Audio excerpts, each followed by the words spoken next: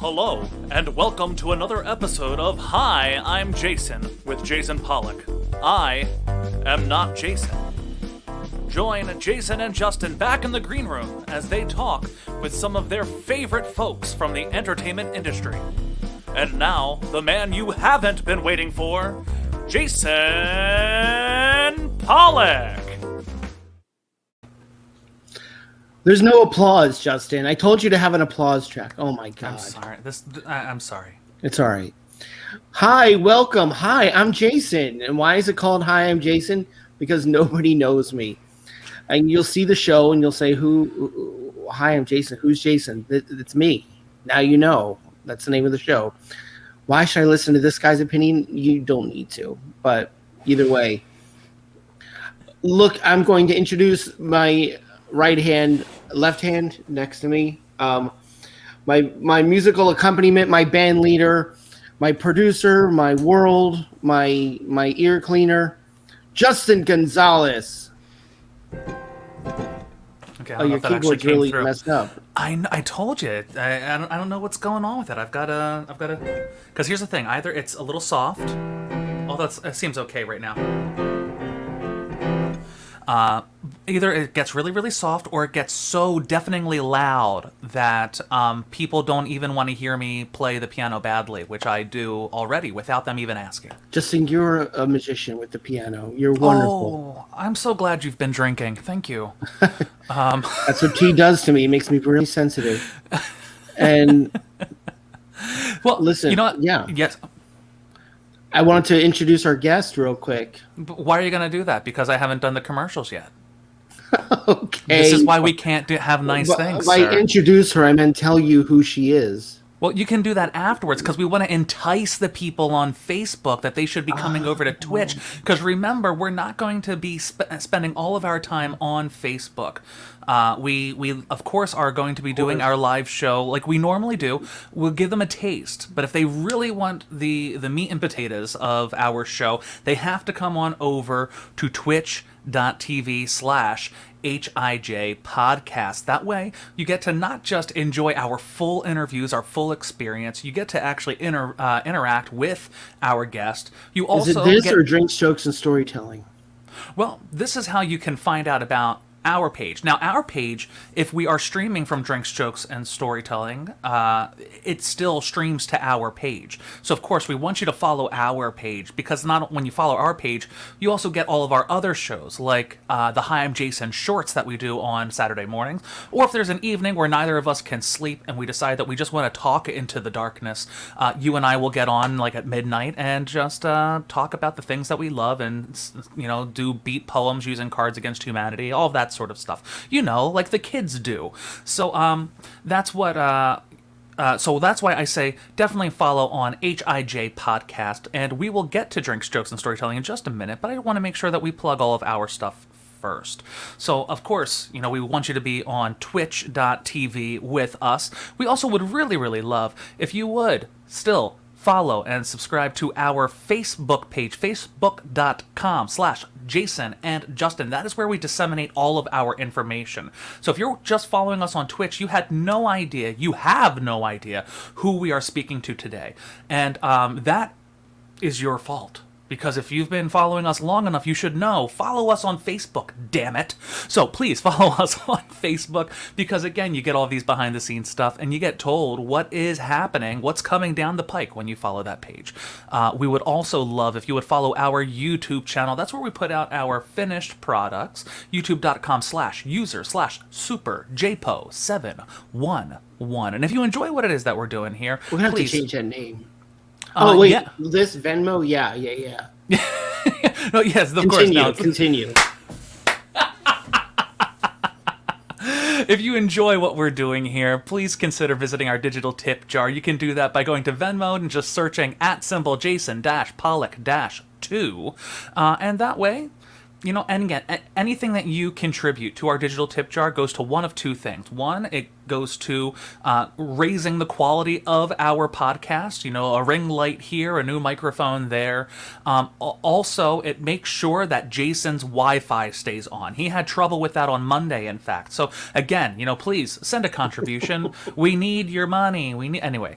And there's one more thing, of course, that I want to share with all of you, and that is a huge thank you to our channel, our parent channel that we are streaming on today, and that is Drinks, Jokes, and Storytelling.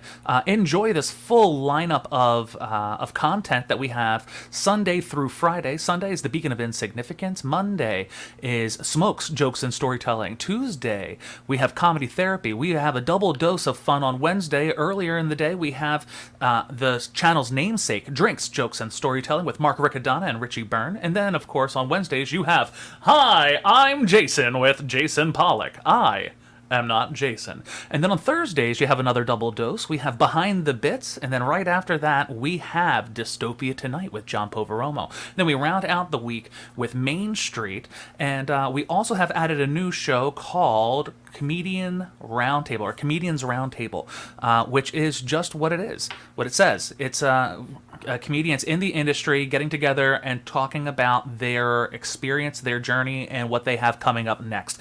So again, follow Drinks, Jokes, and Storytelling. There is something for everyone. And I believe, Jason, that is all I... Oh, well, no. I also want to say real quick, hello to Nanny, Tessie, hello. Thank you for tuning in. And Sean. Hi, thank Sean. you so much for tuning in. Sean, we're going to be going over to Twitch in just a few minutes. So please make sure you pop on over to the Twitch side of things, because otherwise you'll just be staring at a blank screen and crying that you cannot see us any longer. And if you cry onto your device, I believe that will not be covered under your warranty. So we don't want that. Okay, I'm clapping in the living room. By the way, Nanny Tessie, that is my wife. And we literally have a wall just separating us. So it's really great when she hears a really funny joke, because I can hear her cackle through the wall. And so I know that we've done good. Okay.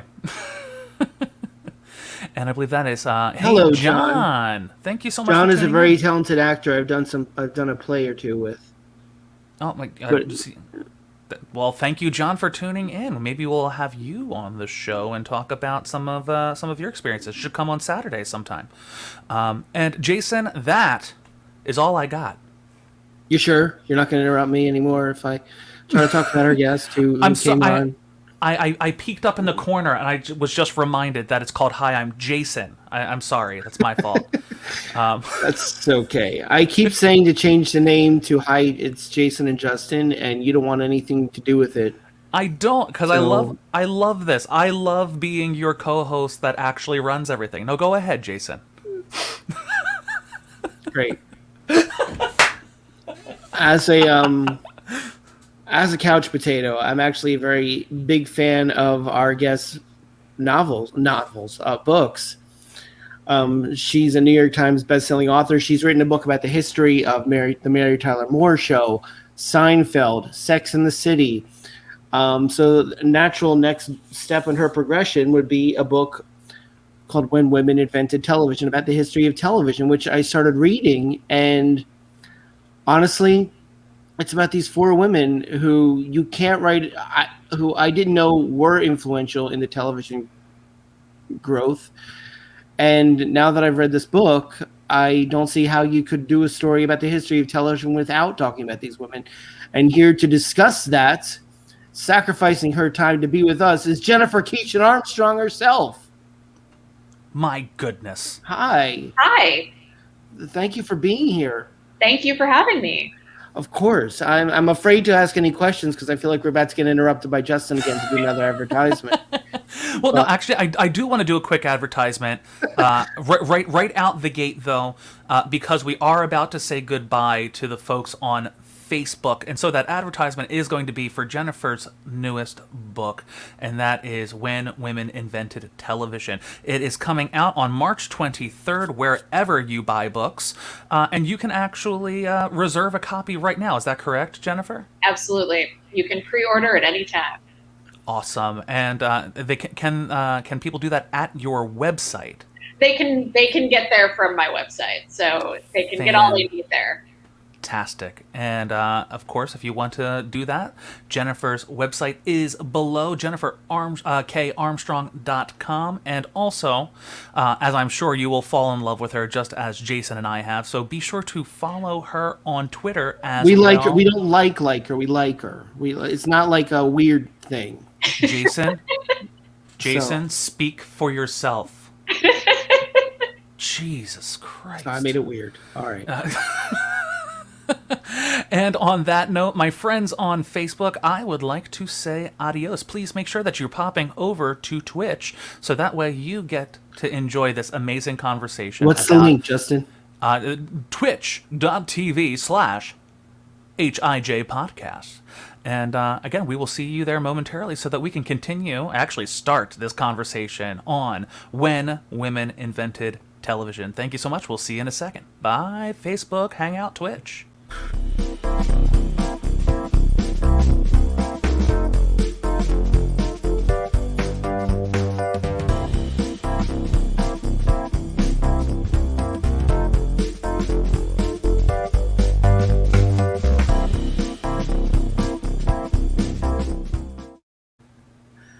Incidentally, don't litters in Arlo Guthrie, Alice's Restaurant reference. Okay, we've stuck with it since Thanksgiving. All right, Jennifer. Mm-hmm. I got to tell you, these women you wrote about, I didn't. Two of them I've never heard of, and two of them I have, but didn't know the impact they had. So yeah, like I was saying, I don't know. Now that I know, I don't know how you could write a book about the history of television in general, let alone about women in television, without acknowledging these four people. So thank you for opening my eyes to that. Absolutely. I mean, that was something as a huge impetus for actually writing the book. I was really surprised by, in my research, I got a few, I will not name them, but I got a few books that were supposed to be definitive histories of early television. And, they left most of these women out, or all of these women out most of the time. And it's shocking to me because you've got someone like Gertrude Burke who, invented the family sitcom as we know it. And she's not there. And she was incredibly famous at the time. I mean, she had a line of house dresses, one of my favorite facts. She had a cookbook. She had kind of an Oprah thing happening. She was super, super famous. She had her whole brand thing going on. She really had a brand. Huge on social media. Yeah, absolutely. I mean, she had a column about where she'd give advice about motherhood because she played a mother on television and on radio. I mean, she was voted the second most trusted woman in America besides the first lady, Eleanor Roosevelt. It was a big deal. Yeah, she was a really big deal and has largely been written out of these early histories. I think that something that happened was that people really focused on Lucille Ball, which, she was a genius and also made a number of incredible business decisions that made her into the icon that she is. She's great. That was my knowledge of women in television in the beginning. Right.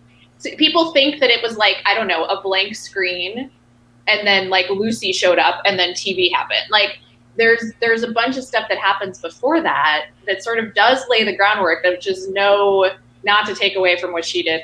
She's incredible, but there were a number of women doing things behind the scenes and in front of the camera on television before that, largely because, as I talk about in the book, it wasn't a profitable medium yet.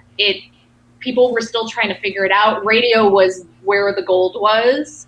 And so men largely stayed there. That's where the power was then. And women saw this opportunity to kind of forge their way in this new medium and help to really shape it, which they did. But then they got knocked out by the mid-50s when it really becomes a huge business. Did you want to start by reading an excerpt from the book? Absolutely. And it's a good transition because this is just the very first page. And it is about Gertrude Burke. So we talk a little bit more about her. In the fall of 1948, a 49-year-old woman, the absolute prototype of a Jewish mother, marched into the Madison Avenue office of the famous and debonair William S. Paley, the man in charge of CBS, and made a brazen demand. She wanted to write, produce, and star in her own television show. Gertrude Burke believed that she, of all people, deserved a spot on television, and she insisted that one of the most powerful men in media give it to her. This ultimatum alone would speak to her chutzpah in any TV era, including our own. But she issued it in 1948, not a time we associate with women's liberation. 5'5" and 150 pounds, the mother of 2 grown children, Burke proposed an idea that seems radical even today, that she should star in a TV sitcom as a mother of 2 young teenagers. Of course, she did come with a track record. For the previous 2 decades, during radio's golden age, she'd written and starred in a radio comedy called The Goldbergs. Radio had been the default dominant mode of national entertainment. Families had gathered around their living room radios daily to hear the latest installments of their favorite dramas and comedies, as well as news and music. She had reigned supreme in this era. She looked like the prototype of the Jewish mother because she had created it. In fact, she had already lived an entire situation comedy lifetime. On her show, The Goldbergs, she had played radio's favorite meddling mother, Molly Goldberg, who had raised her children to adulthood over its 17-year course. Now she insisted on starting all over again as television's favorite mother. And she wasn't the only woman who made such bold claims to the new frontier of television, a discovery I was surprised to stumble upon in the early annals of the medium's history. And this is, of course, I heard of the Goldbergs, so I always, the ignorance in me kind of always thought that the Goldbergs now was a remake of the old one, but it has nothing to do with it at all. No, it really doesn't. And I think that actually speaks to how lost the original Goldbergs has become, right? The fact that a bunch of people in current television made a whole show and had no idea that there had been this previous one, or did not worry at all that people would be confused. You would never start a show now and name it I Love Lucy, but have it be about, I don't know, a teenager named Lucy in the suburbs of Cleveland who has nothing to do with Lucille Ball, right? Right, exactly. You know, and that just speaks to how forgotten this has been. It kind of has that same feel as the Honeymooners. I kind of, my wife was showing me, we were watching some episodes of the Goldbergs on YouTube. Mm-hmm. And it's got that same grainy black and white feel, you know what I mean? And yeah. Good for her for doing that. Oh wait, we have a comment from Big Gay Nick. Big Gay Nick, I think this lady was on the book show with Joe Donahue, if not on the. That's great. I'm famous. You are famous.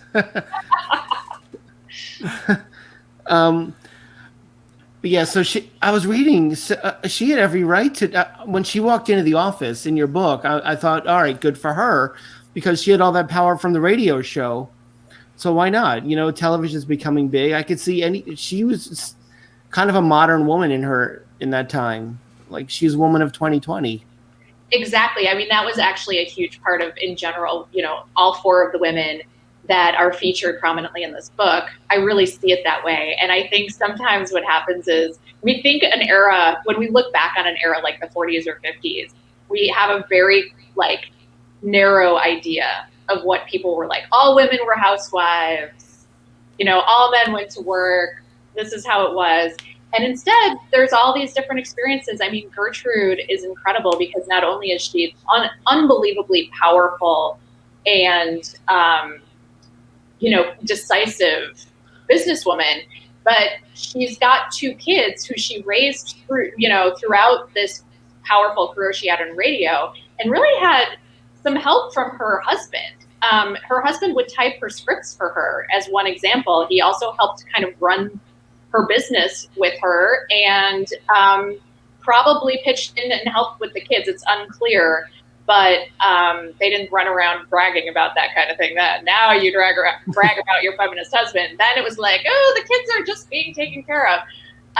So she's incredible. And one of my favorite things about her, as I mentioned, she had a cookbook. She had a cookbook that she put out, the Molly Goldberg cookbook, this woman did not cook. That's Erna. That's Wrong Erna. picture. My There apologies. she Yes. is. So that's I love this picture because she was always shown on her. She wasn't really that kind of Jewish mother in real life at all. Right. That's what's hilarious. Is so they would always, I mean, if you watch the Goldbergs, it's incredible how much she is always like, and it's not big, right? She's just always kind of stirring something or walking around with a chicken or that kind of thing. But this woman did not cook in real life. She had a cook named Louise who would do all of it. Good for her. So she had a co-writer on her cookbook who actually did the real recipes. And, she knew enough to kind of, in interviews, she would just kind of pass off those. I've seen interviews where they'd ask her, like, what's your favorite thing to make? She'd be like, the important thing is that food is eaten, that kind of thing. It's a very political answer. Right. Yeah. She would just kind of like pretend. She really kept up this veneer, but in real life, she, her character on the show had a Yiddish accent, wore these kind of, aprons and frumpy clothes, fussed with food. In real life, she spoke with a mid-Atlantic accent. She wore fine furs and beautiful hats and gloves. She loved beautiful clothing, and she did not cook. So she was keeping up appearances for her character because people wanted her to be the Jewish mother. And the same is true of the other women that I featured as well, like Betty White, who we do know, like we all still know who she is. That's the other thing. I didn't know Betty White had a show like that. I mean, this is the thing, is that her career has been so long at this point, it's easy to forget for the world to have forgotten whole parts of it, but she was super early, she is right away on this talk show, this daytime talk show in Los Angeles, where they don't know what to do they literally don't know what to do during the day on television at this point. And so they're like, they put her and this guy, Al Jarvis, on for 5.5 hours a day, 6 days a week, and they have to improvise. And so if you're wondering why she's such a quick wit up to 99 years old, it's because she had a real lot of practice. She was forced into it. And they go in with like a few loose ideas. They'd come up with sketches or something while they were doing hair and makeup, because they did their own hair and makeup at that time. And actually Betty did Al's makeup and hair, and she did her own. And then they'd go out and just kind of like wing it. And it was, this is just how she learned. And she was there were a lot of modern aspects to her life as well. She was divorced twice by the time she was, having this big TV moment, and in her late 20s, moved back in with her parents, was perfectly happy to, because at least now she did not have to deal with making dinner and cleaning the house too. And her husband, she really used to try to like do her show and then run home and cook dinner for her husband in time. And he did not want a career woman as his wife, and she chose her career.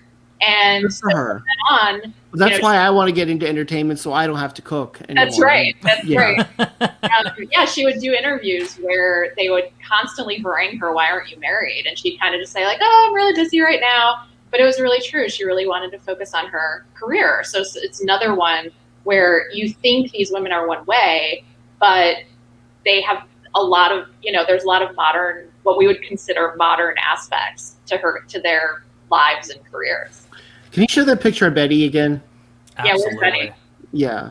There Look how pretty she was. She's she so pretty. Still is. She still got it. She is 99. Oh my gosh. I really recommend looking up old clips from this time of what was called, it's hard a little bit because she had like 3 different things over her lifetime that were called the Betty White Show.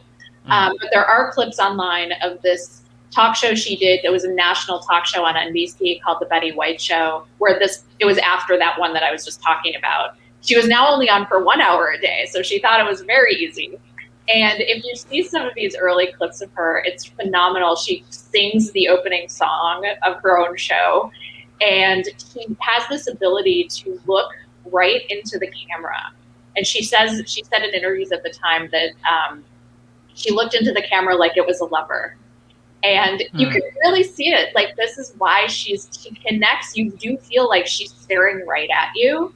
And I think that's a harder thing to do than people realize. And she sings this sort of cheesy song, but it's great. And she's just so, you get it right away. You see that Betty White is completely star quality from day one. She's so recognizable, and she's so filthy, that woman. I've seen her on the roast. I've seen her in Lake Placid. Yes. Yes, she was not then. She kept it very, very. She was squeaking. That's what I was reading. Yes. Yeah, she was known to some of my favorite things too. She was known for her high necklines, which I actually like. Even as a woman, had to like think for a minute when I first read that. Like, what are they? Oh, I see. She wouldn't wear like super low cut stuff because she had these like really cute flirty dresses, but very high necklines to keep it, keep it kosher, Classy. keep it classy, and really she had this extremely wholesome image at that time, which actually, just fun fact, if people are Mary Tyler Moore Show fans, when she went to be on the Mary Tyler Moore Show 20 years later to play Sue Ann Nivens, the happy homemaker, that is a literal parody of her persona from the 50s, is that they were like, it'd be funny if she's like that in front of the camera, and the minute it turns off, she's just a stone cold bitch. And that was the idea for that, and it's why she's so good at that particular character. That is so interesting. I hold on. I'm going to mute it because I have a cough coming. Jason is infamous for his very loud coughs in the middle of a interview. No, it's just this time of year. It's not COVID. I just get a cough every year in March. The season's changing. But anyway, back to Betty. Yes. No, I never looked at her as someone with sex appeal, like or exuding sexuality.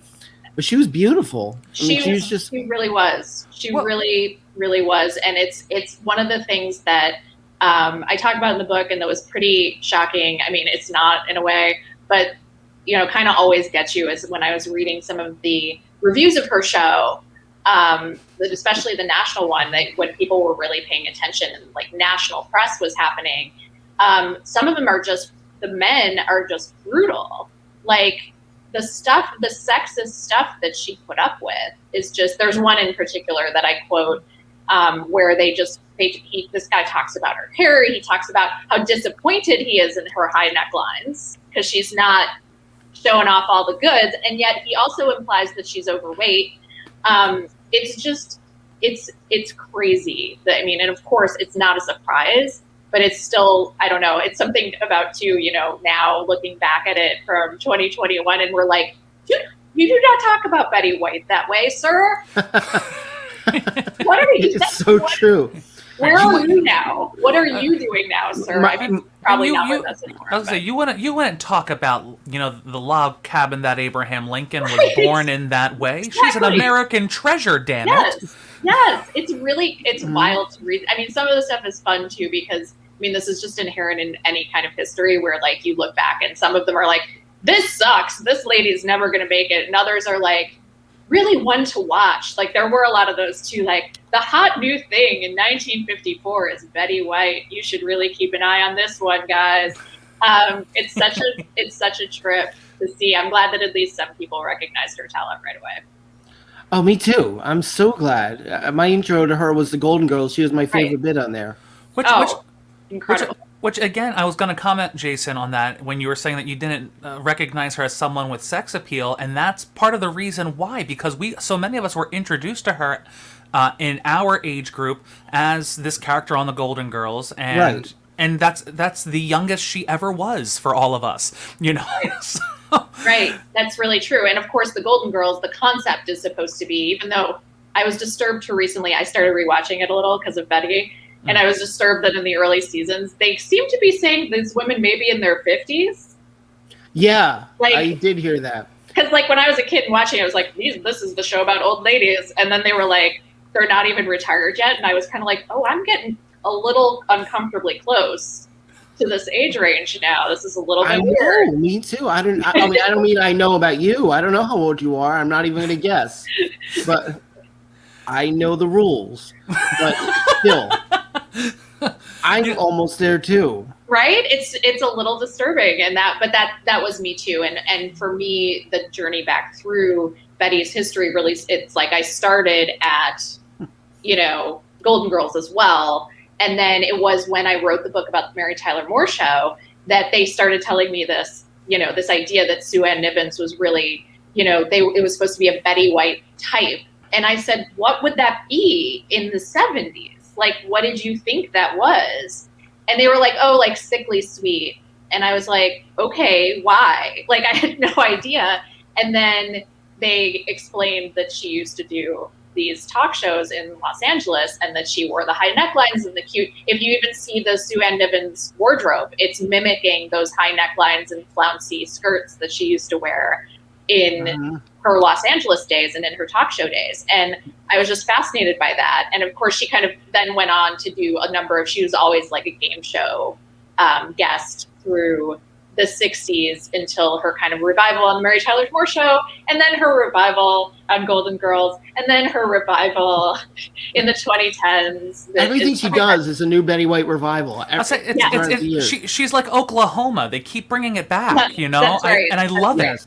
And I love it. In Oklahoma. Incredible. Like it's staggering to think that she was on television in the 40s and is still that's still crazy. Like doing new stuff. I'm 40. Not even Syndicate, new stuff. She got a Christmas movie for one of those Lifetime Hallmark something.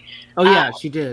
Yeah, I don't remember which one. But wild. And actually, like, a fun fact too that some people know but is also in the book, and I kind of blow it out a little bit, is that when she was in high school, when she graduated from high school, she was on one of the first broadcasts ever. I mean, it was a broadcast from one floor of a building to a different floor of a building, but it was an early TV test. And someone spotted her, she grew up in LA, and an executive spotted her at high school graduation singing and asked her if she wanted to come be on this experimental broadcast. So she and a classmate went to the top of, it was like a car dealership building in downtown Los Angeles. I visited it, it's still there. She went to, it's now lofts instead of a car dealership, but she went to the top floor with this classmate, and they sang and danced. They did numbers from The Merry Widow, and in front of a camera, and their parents and a bunch of business people were on the bottom floor, and it got broadcast all the way downstairs. And it was like, yay, we broadcast. That's so wild. Yeah, it was there's this guy who was like an early investor in television technology, and they were testing it out. So this was, the 30s that she is literally one of the first people on television, and then ends up, she didn't know that was going to be her career. She had first wanted to be a singer, and then she was really trying hard for like movies, and they actually told her she wasn't like pretty and sexy enough. And so she ended up kind of in radio for a little while, and that's where she sort of got some experience before she ended up. I really think she was born for TV. She had such instincts and such that appeal. People talk about this with TV stardom, that they have to be a specific kind of person who you want to keep inviting into your living room, which is different from a movie star, and I think she has that. She absolutely does. Just the fact that everything she does, it's like, oh, Betty White's in something else. She will live forever. We need a vampire to bite her so she keeps going on. Yes, pray for Betty all the time. And to answer Nick's question, I'm 49 years old, and my introduction to Betty was still the Golden Girls. I saw Mary Tyler Moore after when I was... That's fair. Yeah, and Nick actually had a couple other things that he said. Of course, she is a hoot in her early work, and again, you had just brought up about her work on the game shows. Yeah. And then of course, Bold and Beautiful. That's which right. brings us to our next. Do you want to talk about Erna? Let's talk about Erna. I was going to say, okay, yeah, let's do it. So Erna Phillips was the Erna, right? Not Irma. Erna, N. Erna Phillips was the mastermind behind the soap opera. There's, as with most things, there were a couple contributors here, but she has a large part in really inventing this daytime soap opera for first radio. She was asked to make a show that appealed to women so that they could sell products to women. That's always how it works.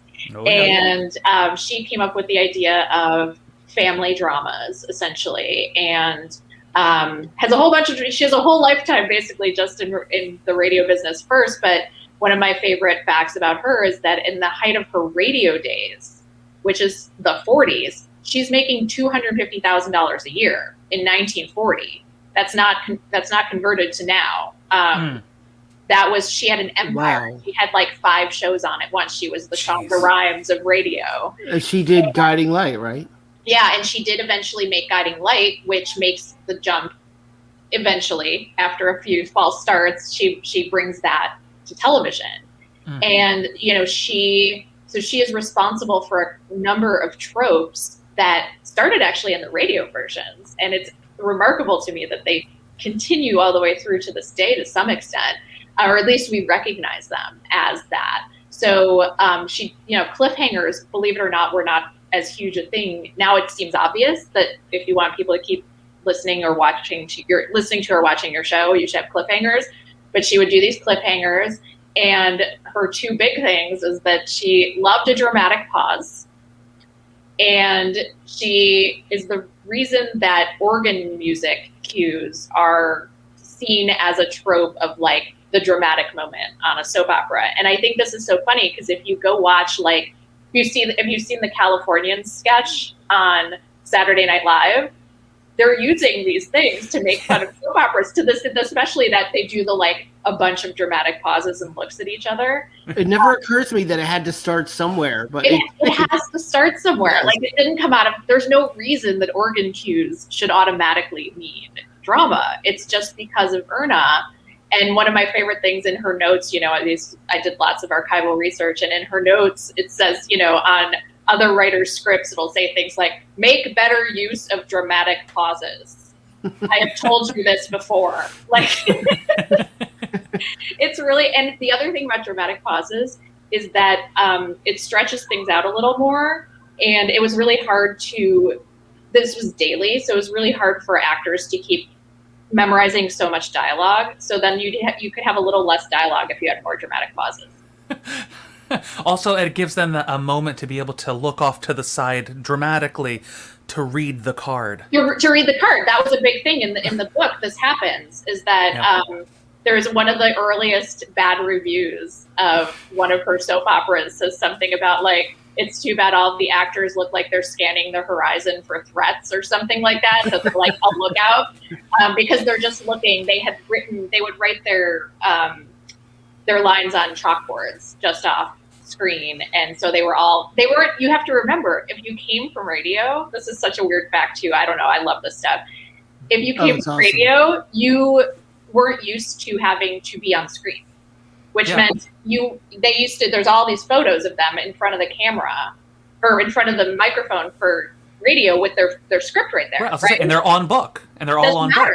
Like, it's fine. And then they suddenly have to transition. Like, a big thing was trying to just bring, like, Guiding Light, for instance. She brought directly from radio to television. You can't just switch out all the actors. So they had to come as they were and just make that transition. And, they weren't all ready for it all the time, but they got better as they went. It was a scrappy operation. But so that is Erna Phillips. That's so cool. Real quick, I just want to say hello to Bucket List. Thank you so much for popping in, man. Thank you so much for sharing all the lovely emotes. That's Jason's anxiety head down there for HIJ Podcast. That's Freddie Mercury for Justin Gonzalez tenor. So if you become a subscriber at level 1, that is the emote that you get. And I believe that is Mitch Hedberg hugging a koala, and that is the emote for drinks, jokes, and storytelling. So again, if you subscribe at that level 1 tier, those are the emotes that you get for each of those: Justin Gonzalez tenor, HIJ Podcast, and drinks, jokes, and storytelling. And if you always sounds like he's going to give away a tote bag in a second. If you're going to donate Jason, how many times do I have to tell you, Jason? I'm giving away the lapel pin and the tote. Hey, Justin, do you have access to the organ sound, or is that a keyboard? I don't, because the organ that I have on this is like a real, like, full-fledged pipe organ. So. Oh yeah, that is a little. So that's a little too grand. They actually would use like a parlor organ. That was right when, like, the electric organ was really just becoming hip, and you could buy it for your home, where you had an octave of pedals for your feet, so you could actually play stuff. And again, that was really neat. It became this really neat thing that you had that wasn't a piano, that gave you that that ability to orchestrate music right in your home that you didn't have before. I mean, if you had a piano, it was just that piano sound. But here you had so many different, flavors and all that. But what was so neat about it, what I love about the organ cue, is because they used something specific on the organ called tremolo, which gave it that wah, wah, wah, wah, wah, wah, wah effect to the sound. And it made the tension of the moment even higher because the instrument that was giving us that cue was quivering as well. So it's so neat. That's really cool. Yeah, I think it's just so cool that how they use this kind of new technology, because again, we're talking about synthesized music at this point also, which is brand new, and music technology is such a brand new thing, and they're using this as a musical instrument, but also for what we often use orchestrated music as, and that is as an emotion cue for what we're doing. It's used in musical theater, it's used in opera that way, not as something that's there to support a singer or something or a situation, but to really be a character unto itself. And I loved that about the organ cue, is that it's quivering as well, so that it's kind of giving you that feeling of like, ooh, there's something suspenseful, so much so that even my cue is quivering. So I love cool. That. That's really cool. I hadn't thought about it that way. And also even probably it was easier. It was like at that time you could actually have that in the studio, right? In the TV or radio studio, that one guy's playing the organ at the right times. And I think that's why it stuck, is because of that feeling. Like it worked, even if you think it's cheesy, you're saying, it worked out. It does feel right to us on some level. Oh yeah, and of course cheesy. Who doesn't love cheese? It's delicious. Absolutely. It's Justin, can you do something dramatic when I introduce her next topic? Like on the keyboard. On the keyboard. I don't have the right sounds, Jason. We'll fake it till you make it. Will Jennifer Keishin Armstrong talk about Hazel Scott? Stay tuned. That's all I've got. I couldn't even do a good glissando. We tried. And it should be a diminished chord. Actually, that's always right. Usually it's a diminished 7, and on my ukulele, I can do them a lot better. I don't know if the mic will pick it up. Hey, Margarita. But yeah. You play guitar, don't you? I do. That's why I know what a diminished 7 is. My guitar teacher would be so excited. He loves the diminished 7, and I do too, because it's moody. Like it's. Oh yeah.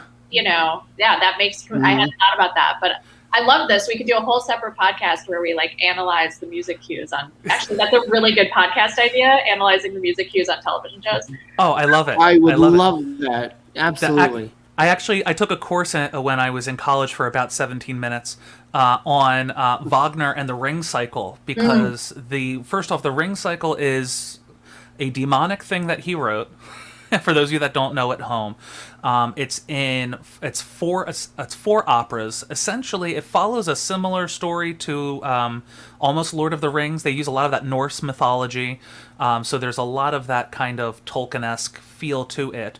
He wrote the music in retrograde while he wrote the story from beginning to end. That's something that a lot of people don't know.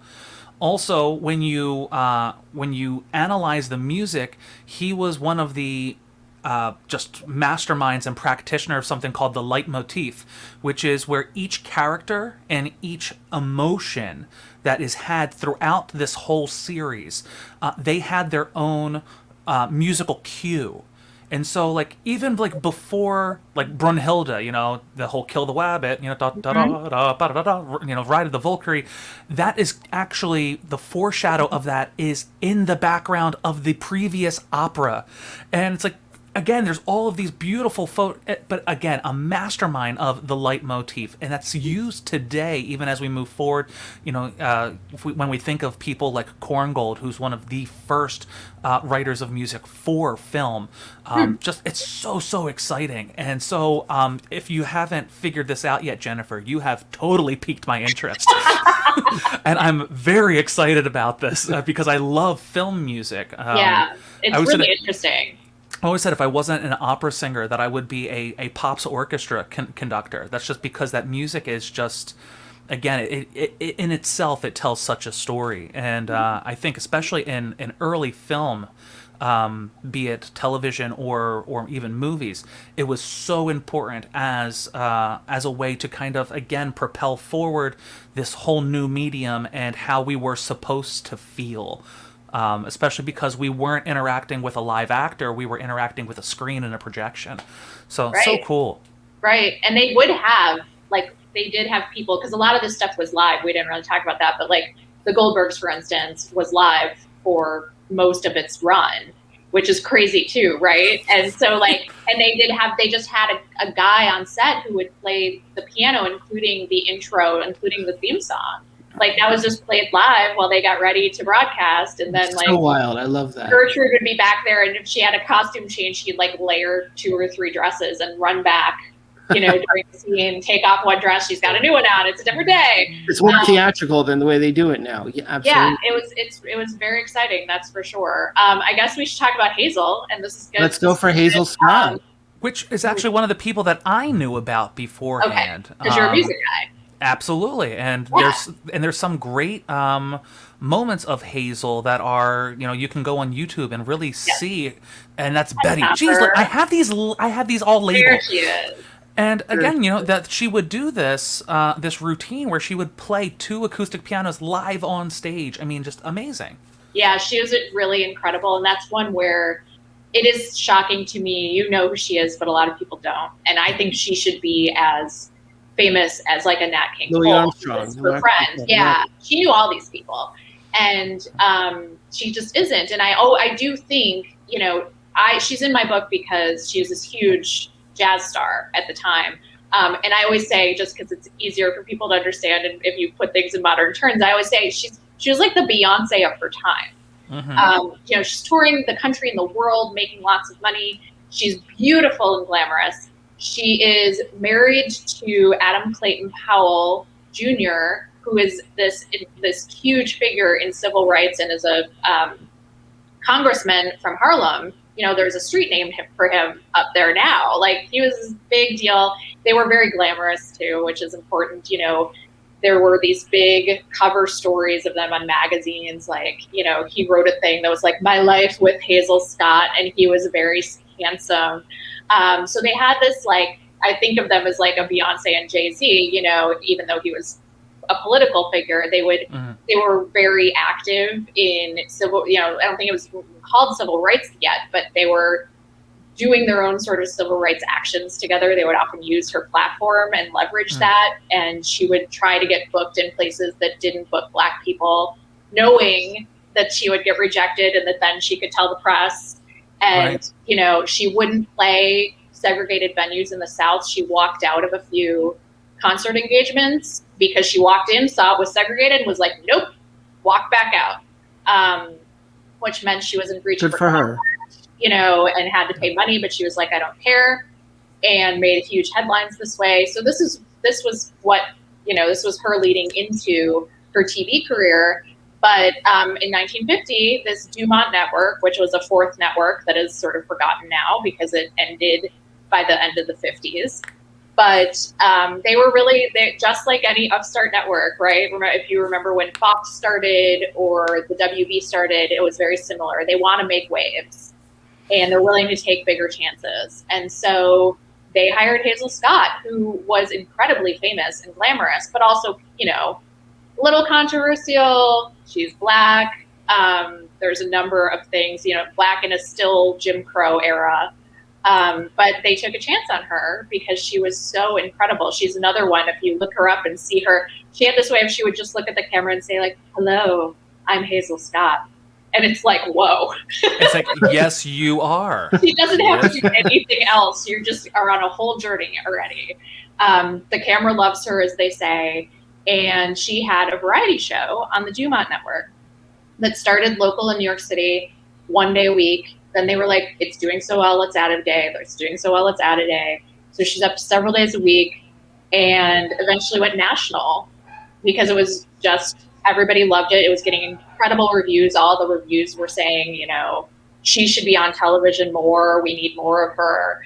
And was really, really doing well until she was blacklisted in 1950. And for the end of, she starts off the year like it's the best year of her life. And her son told me her son is still alive and he had been on the set with her sometimes, which was incredible. Wow. And yeah, he's also just an amazing man and himself. It's really great. So he told me about visiting her on the set, but also told me that she had told him several times that this was her favorite job, or at least, up there, because it allowed her to be in New York City, which is where she lived. And she had her son, they called him Skipper. He is Adam Clayton Powell III, but they called him Skipper. She could be at home with him when he was a little kid.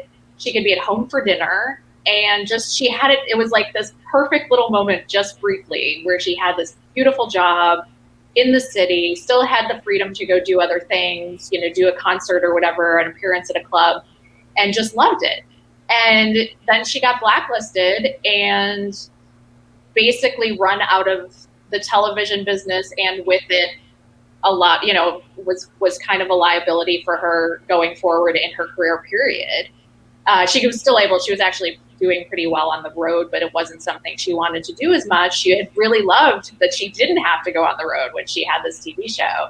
And I think a lot about how much it would have helped to preserve and increase her legacy if this show, which was doing so well otherwise, could have gone on. And then, 1950 TV is not anywhere near its peak yet. It's still in its infancy.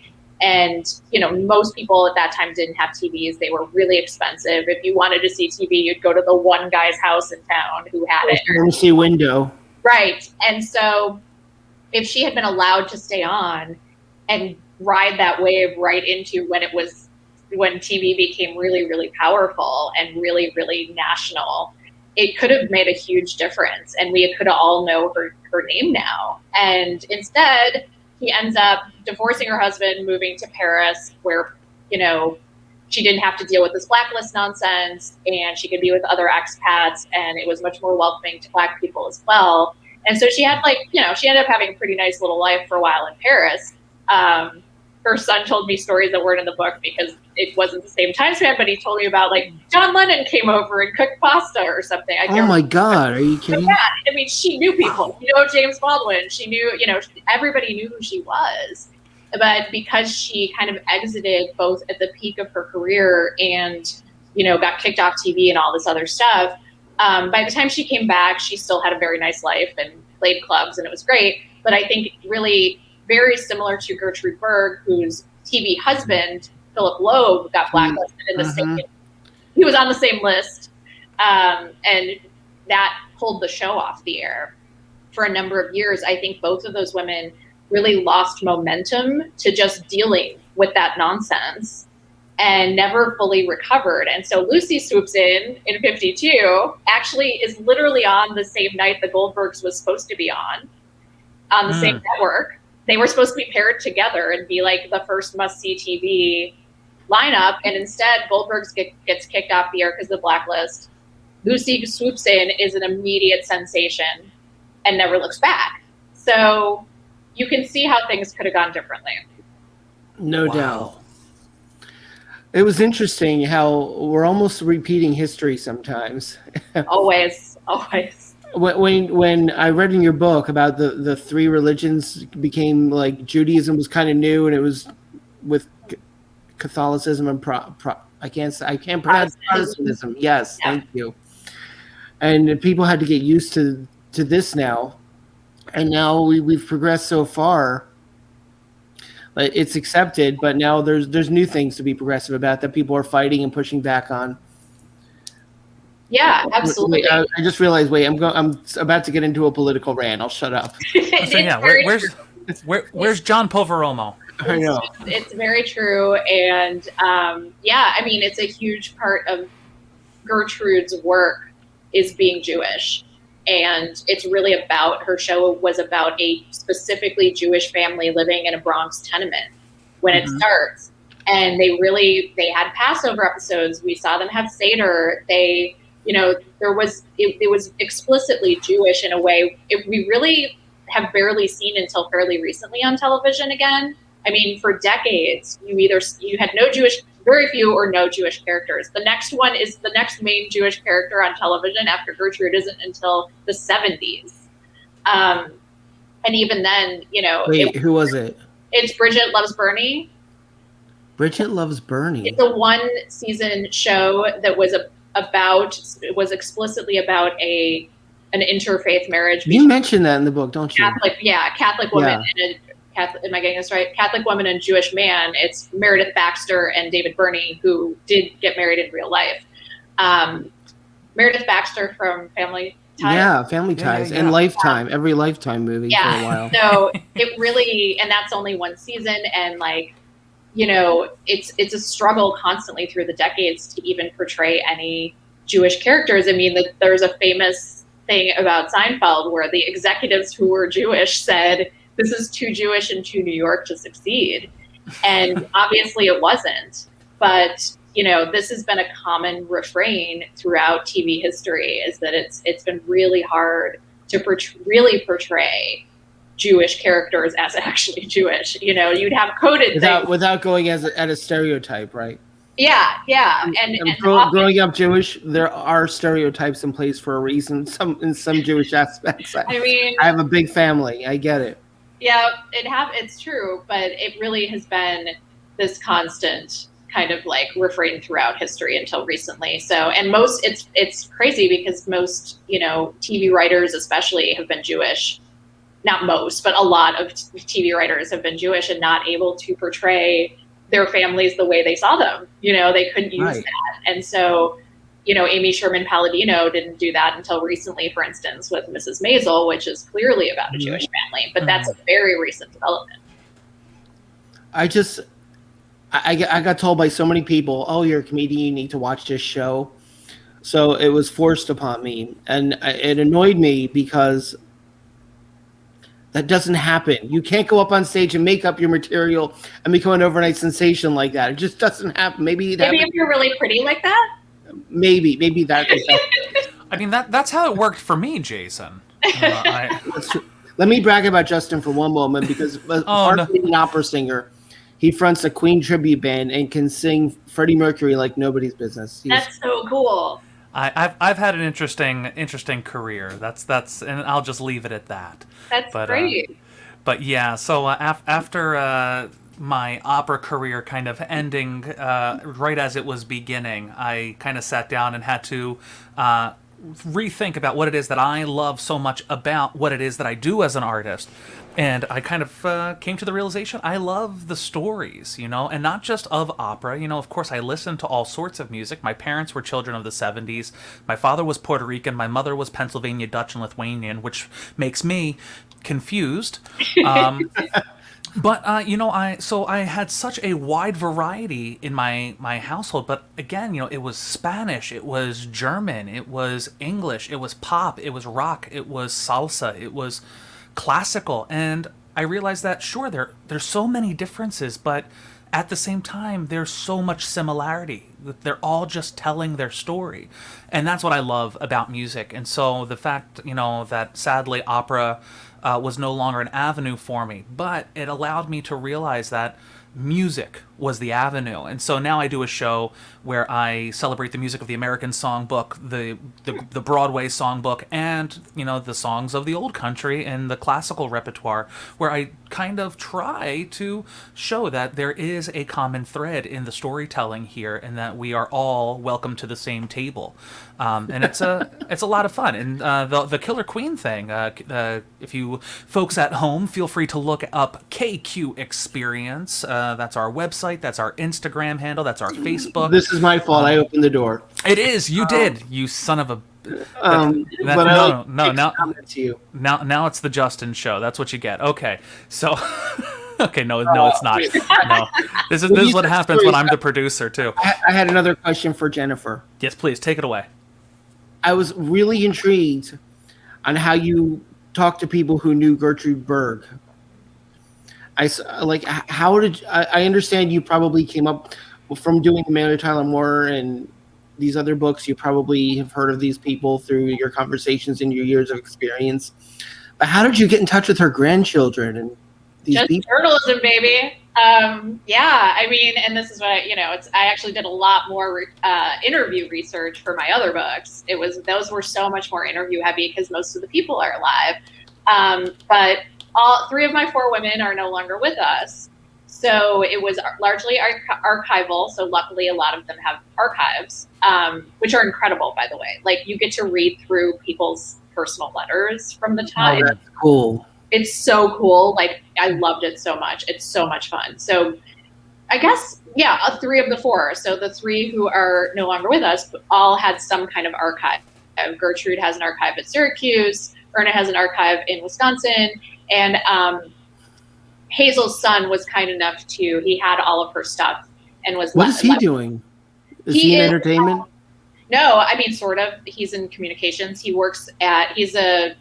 He works for, I should say, USC and their communications program, which is really cool. So that's great. Yeah. So that one was amazing because it's like I actually got to talk to her son who was literally there. I mean, there was a point at which I emailed him and just said, like, I'm writing a scene.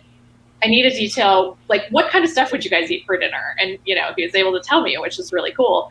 And was able to tell me, like, what his experience was going to the set, that sort of thing. But sadly, with Gertrude, really, most people who worked on the show, worked with her, any of those things, very few people, I guess none, really are around anymore. So I did find her grandchildren, and they were very kind and just were super generous. And I still think, it's like you can tell, that's still important. Like I know they weren't there to see the show, and that's too bad. They probably heard the stories growing up. But they heard stories growing up, and they were able to tell me at least what the experience of knowing her was like. And, even just, it was fun to even talk to them about it. I was like, did you understand? Because they were still kids even when she died. Maybe like the oldest was in their teens and the youngest was still a kid. So I said, like, did you know, because she died pretty early. She died at the end of the 60s. She had a lot of health problems. So they say she died of overwork, which I believe. But she had two Broadway plays in the works and that were like being advertised and tickets were being sold already when she died. So that just tells you what her work ethic was like. But it was fun to even just talk to them about, like, what was it like to know her? And, they remember going across the country and visiting her in the 60s. She had a brief sitcom revival. She tried to have another sitcom called Mrs. She Goes to College. You can guess the premise. Did not work as well, but she did win another Emmy for it. It just wasn't as popular and it didn't stay on as long. But they remember traveling across the country by train to visit her at her rented LA house and swimming in the pool and going to the set. And remember going to see her on Broadway, which she did after the Goldbergs was over. She won a Tony for her work on Broadway. And I said, did you understand who she was when you were a kid? And they were like, we understood she was somebody, basically. We understood that when we went to certain restaurants, everybody was on high alert and making sure she got everything she wanted.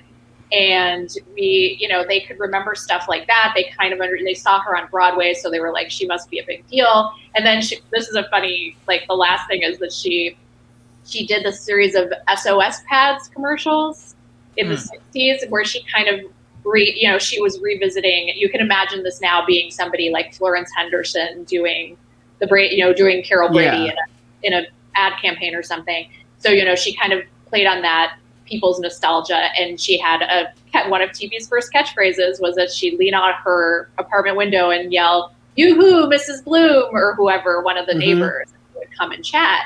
And so she did a little yoo-hoo bit in these SOS pad commercials. And so they said, we just thought she was the lady from the SOS pad commercials. And that was what all of our friends knew her as. And they had the granddaughter had one friend whose dad was just like really knew who Gertrude was and couldn't stop talking. Like he'd always be like, no, her grandmother's really, really famous. But that was her only experience of her grandmother being famous, was other people telling her grandmother was really, really famous. So it was just, It was a fun perspective. And they also just could talk about the experience of her as a person, and also, definitely sure stories passed down and what did they think about the Blacklist in the family? Did they ever talk about it? Which the answer was no, you didn't talk about that. To me, that's very telling. Just something like, I have stories in my family too, where it's like, oh no, we don't do that one. And that was what they said. I said, what did she think about, her colleague, Philip Loeb, being blacklisted? He eventually, it's one of the saddest stories in the Blacklist, he ends up committing suicide a few years after he ends up not being able to be on the show because he runs out of money and can't get work. And it's like widely known as the Blacklist Suicide. He took a bunch of pills in a hotel in New York City. And I asked them, like, do you know what she thought about that? And they just said, like, we did not talk about it.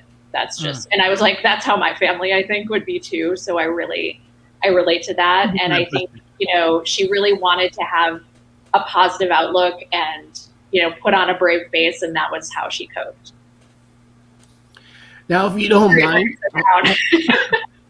we'll pick it up a bit. I want to talk about you for a moment, because you're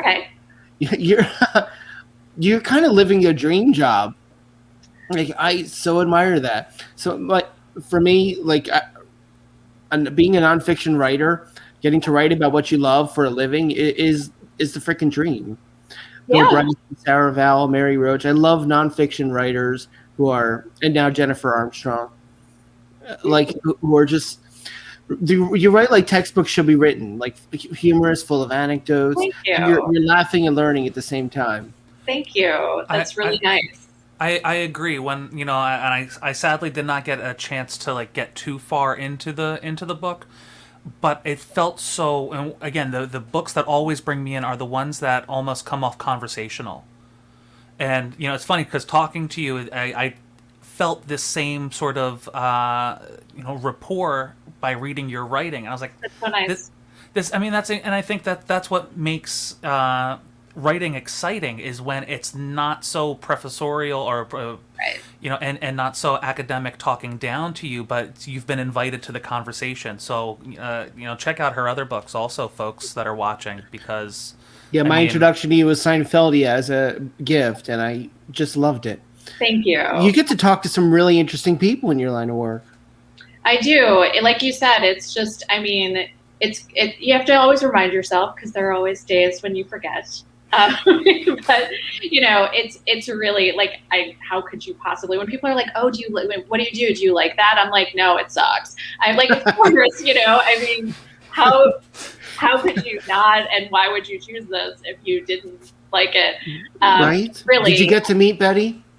I have talked to Betty before. I didn't meet her physically. I talked to her on the phone when I was researching the Mary Tyler Moore Show book. And she is everything you want her to be. That's the good news. That's great So to hear. Imagine if I was like, let's just move on. Let's like, no, don't say. She's so delightful, and like, even when she doesn't remember things, she's like, oh, like I'd ask her, so she'd be like, honey, that was the 70s. I don't know. She was really, and she's so real.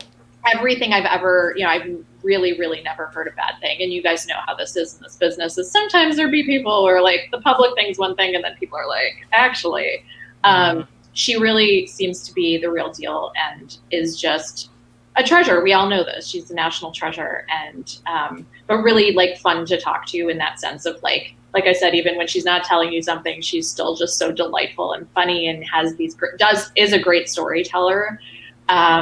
She's just, and I really wanted, with my take on her in this book, like, I feel like I wanted to kind of brag about her in a way she couldn't brag about herself, is the best way I can explain it. Like, and she you did. You pulled totally it go out there and be like, I was a badass, and but I wanted people to understand she isn't just, and it's cool. Like, even if all her career was Golden Girls and on, that would be an amazing career. But I really wanted people to know what a force she has been. And you can see the way she made decisions back then. She's so young and it's so early in the business, and yet she makes these really smart decisions. She's always the producer on her shows. She makes decisions for them. She knows what she wants. She just is really, she's always sort of pretending to be just sweet Betty, but she's a master of what she does. And I think she's just brilliant. Absolutely. You nailed it. You just totally nailed it. Now you've done a book on 3 legendary shows and now a history of women in television. Where could you go from here? Like, Great question. Do you have any idea? Let me know. Accepting requests.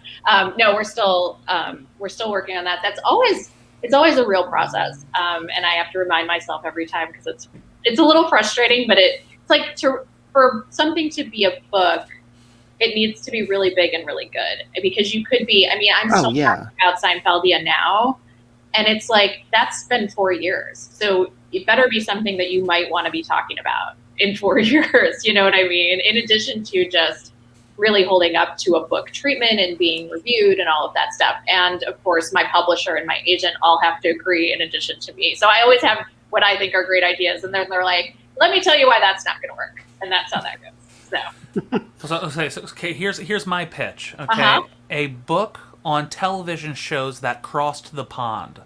So shows like Three's Company, The Office, that originally were, from England or from Europe, that then came to America that had a whole new life and excitement now that they're American shows. Right. All in the Family was that way. There's a lot that like people don't always know. I forgot All in the Family was Till Death Us Do Part. Fun trivia fact. Win your pub trivia with that one. Don't say till death do us part. It's till death us do part. Till death us do part. Yes. All right. There you go. Thanks for that beer. That free beer. You just got me. I appreciate that. That's. And that doesn't happen anymore because now we just watch the British shows instead of bringing them over. So right. I wish. I'm glad. I saw an interview today. They were talking about the young ones today. Remember the young ones?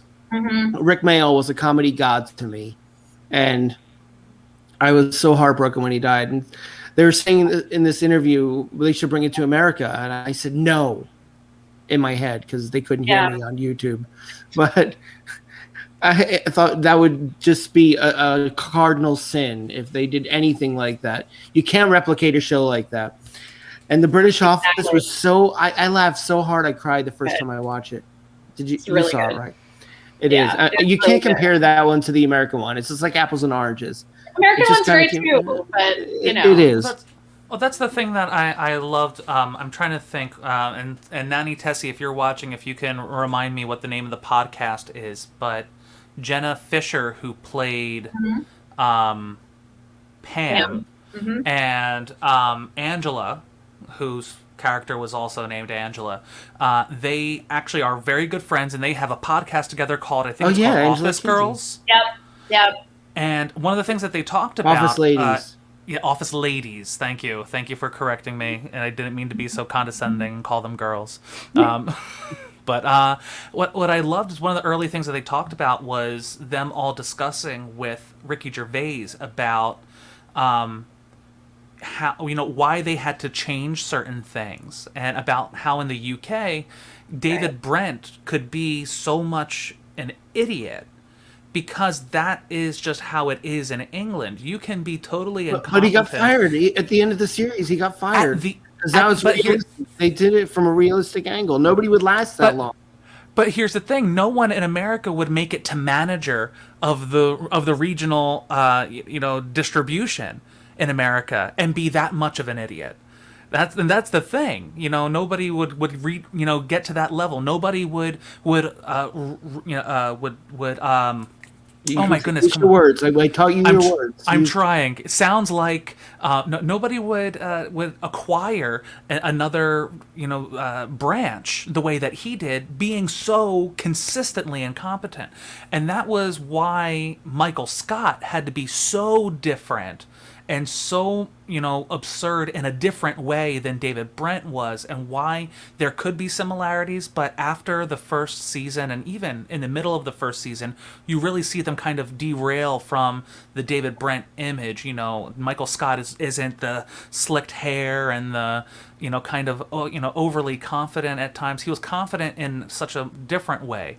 But I mean, that's I think really also the interesting thing about the shows that come from England to America. It's like, what is kind of the universal language, and what is the thing that has to change in order for it to be palatable to an American audience. Right.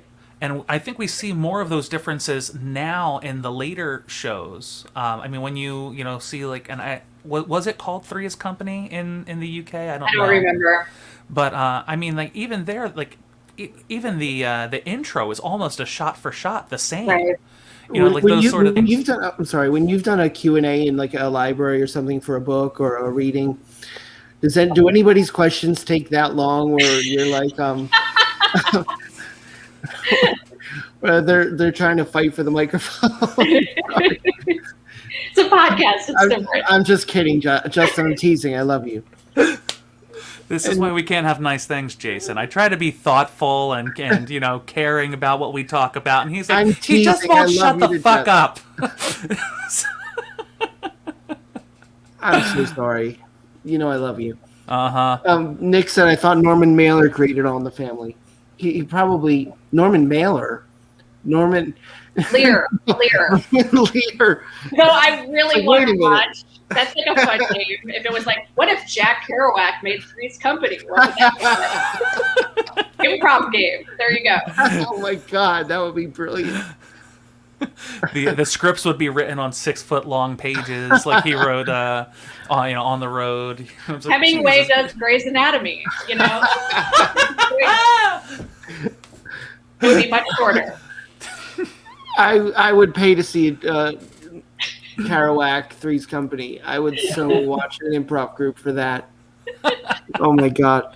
Jennifer, have you ever done any acting at all? I have not. I'm a terrible actress. I can speak, but I'm a terrible actress. But you're a great writer, and that's what matters. That's all. That's why I write. Exactly. That's, writers really like the whole, you're by yourself for months and months and months, just sitting at your little keyboard, and we're in control of everything. We like that. Improv scares the crap out of me. Like, I cannot believe people do that. That's like my worst nightmare. Oh yeah. I mean, if you're doing stand-up, it helps to take improv classes. I could see that, and it's so impressive to me that people do either of those things, because it's just about being in the moment and saying yes and that's it sounds terrible because I'm a writer. It sounds terrifying. It's like I spend a year or more like crafting this thing that's going to go out. You write about things you're passionate about. I can tell just by the way you're talking about it right now. Yeah, absolutely. I mean, like I said, I really don't recommend people write books about things they're not passionate about, because it sounds kind of weird, but I guess, it could happen for a number of reasons. And maybe people often come to me for advice, and they say, like, should I write about this? Does the market, is this what people are buying right now? Like that kind of thing. And you have to do some of that if you want to survive and make a living, but also it has to be something you're into, because, oh my God, you're in it so much. It's like all you think about for, like I said, at least a year of research, which you have to be driven by passion to just do that research. And then you have to write the thing, and then you have to go out and talk about it like this. And if you're lucky, people want to talk about it, for a while. Right. You don't want it just like a week or nobody's asking you for interviews. So you really, you have to be excited about it, because you're going to keep talking about it over and over again if you're lucky. And so I really recommend that you pick things that you're excited about. And no question. Is it possible for someone who's not an actor or comedian, but hasn't done journalism either? Do you think it's a lot more difficult for someone like that to get a book published? Probably, but there would be a number of things you could do to mitigate that experience. You couldn't just like, woo, congrats world, I'm ready to publish. Right. But being a journalist, I'm sorry. Journalism is something you can learn. I went to journalism school, but there are people who don't, and you learn by doing. So you can start trying to do journalism in some way on your own. Get assignments, little tiny places, have a blog, have a podcast, all of those things can start that. You can then build up, if you're like out there writing about something, talking about something, that's what helps you build up what they call a platform. in the publishing business. They want to have. They're like, if you write a nonfiction book, you write a proposal, and part of the proposal is here's what the book will be, but a lot of the proposal is like, who are you? Like, why should we listen to you when you write this book? Because you can't just be anybody off the street being this expert in this thing enough to write a book and then go out and promote it. So you really just have to build that part up as you approach your topic as well. So, that's, in fact, I can do a commercial. I actually did a little Skillshare class about how to turn your fandom into a writing career, where I talk about this stuff to some extent and how you can kind of essentially start podcasts, start blogs, start writing out there, writing journalistic stuff about your favorite things. And you really can eventually, I call them professional fans. There really are people out there who have built platforms this way. I know them in all of my, any of the books that I've written about. It's like, I know all the Seinfeld pro fans. I know all the Sex and the City ones. There's a great podcast called The Bradshaw Boys that's about a couple of guys, straight guys, watching Sex and the City all the way through for the first time. They've never seen it. And they do, like, each episode they would watch. They just finished the entire series, but they would watch an episode and then go and record their podcast and talk about it. I was a guest a few times, and it's really fun. And they have a huge following. They've had live shows. A lot of people know them. If they wanted to write a book now, I could see that happening, and those are comedy guys too. So I can see, what a great idea. Yeah. Right. And if you start looking, you'll see that there's a ton of these kinds of things out there, and it's just a matter of marrying your interests with the thing. It's like there's another one that's called Every Outfit on Sex and the City, which is an Instagram feed, not a podcast, but it's these two women who are in fashion, and it's what it sounds like. It's like they post, photos of outfits on Sex and the City and have little commentary about them, and became incredibly popular. So, and they did have a book that came out. So there you have it. That probably wouldn't appeal to a horror nerd like me, but they've got a niche audience. I'm just kidding. That's why, Jason, we're going to do our podcast on the first series, and for the first book will be on the films of the Coen brothers. That's actually a good idea. And then the second series will be all of the films of Christopher Guest. All of his. That's also a really good idea. Christopher Guest movies. Oh, yeah. And I know you and I both are interested on both of those topics. That would be, I think, a lot of fun for us to watch the movies, do some research, do a conversation where we recap and tell people what the movies are about and what our thoughts are, and that could be a lot of fun. What are your thoughts on that, Jennifer? Do you think we got something? Absolutely. People love this stuff. It's a huge market out there. If you look at there's podcasts about, any fandom has got a couple of podcasts, and if you can make yourself one of them in any way, if you can either be the first to do it or a specific, like I said, I feel like this Every Outfit on Sex and the City is a great example of, like, they took one slice. Brilliant. That's such a good idea. And then made it theirs. And if you actually look at that, you don't have to be a fashion person. If you look at the Every Outfit one, it's actually very funny. Like, they do some other stuff that's super interesting. Their commentary itself is actually really funny. And a lot of their stuff is about, like, thinking about Sex and the City through a modern lens, through a 2021 lens, as opposed to just here's this outfit and here's what it is. They have a lot of personality. I remember when Sex and the City first came out and people tried to sell me on it to watch it. They would say, "Oh, you would love it. It's like girls who act like guys." Yep. That's such a 90s way of thinking anymore. It really is. Though, if I were on my Sex and the City book tour right now and I was talking to you about that, I would say that is because Sex and the City changed the game. That is why that seems, it was such a game changer in terms of how women talked about sex in their own lives. We really were all very influenced by it. It's like suddenly brunch became the place you talk about sex. There's no reason that should be true, but that's what brunch with the girls sort of became. And it's like, you got to get the Cosmo, and then you got to talk dirty. And then, it really changed so much about the conversation around that it becomes its own, like it eats itself, you know what I mean? It's like it becomes irrelevant because it is so groundbreaking in and of itself that it seems dated now. Yeah, exactly.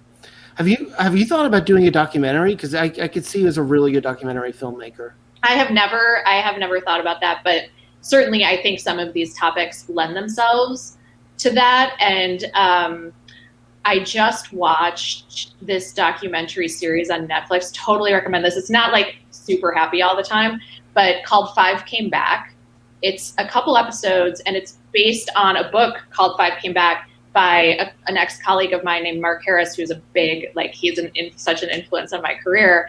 And my point is, it's this great book and documentary about 5 Hollywood directors in the 40s who actually were commissioned to go to World War II Yes. and make propaganda movies. And they're big, like Frank Capra is one of them. These are all known names. And I had no idea. Like, I had no idea any of this went on. And it was like this documentary, it's incredible. The book is too, of course, but there was something really great about having it in documentary form, which I'm sure they realized, because they could show the clips from the movies and you could actually see some of the stuff they had made. And that was like the first time I was ever like, my God, this is such a good, like that. And Mark, who wrote the book, did write the script for the documentary and was very heavily involved. I mean, it's also like Steven Spielberg as a talking head, which is cool. And as a producer, that's huge. Right, That's good awesome. if you did that, I guess. Who? Exactly. But yeah, like it's funny that you mentioned that, just because that was the first time I always look at Mark's books as kind of models for my own career. And I was like, oh, this is really cool. And especially something like When Women Invented Television, that sort of thing. I can see, you know, even Seinfeld, if anyone out there would like to option it and hire me to make that documentary, that would be great. How great would that be? You'd definitely be interviewed in it, I'm sure. I have been interviewed a few times about Seinfeld for a number of documentaries. It's true. Okay, we're gonna end soon, but I want to ask anybody watching if they have another question they want to put up in the comments before we say goodbye to our lovely guest. And I want to ask you, because I want to show off my friend Justin here.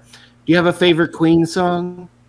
Oh my gosh. I'm going to think of only cliches right now. That's fine. That's all I can.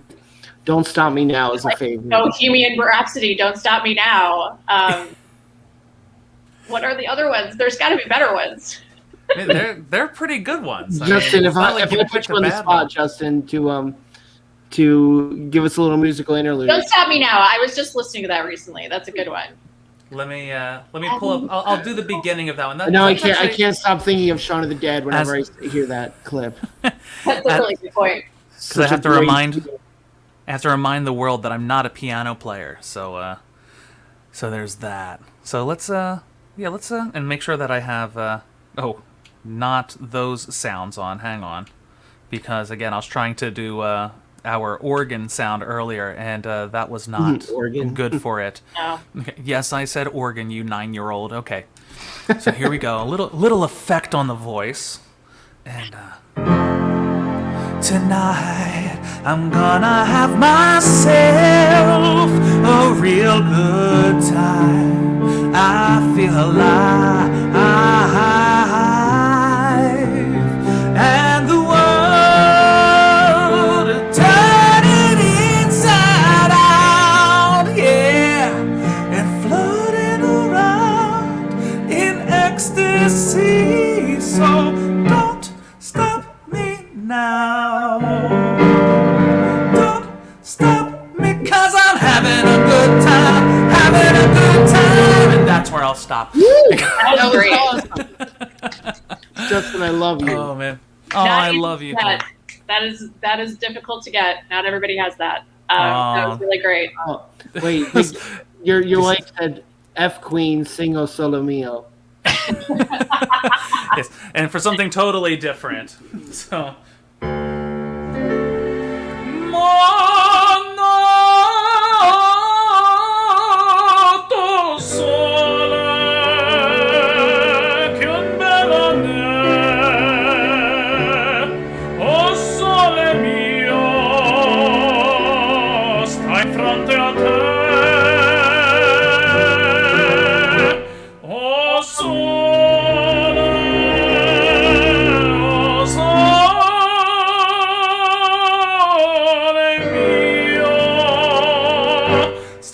from Stein from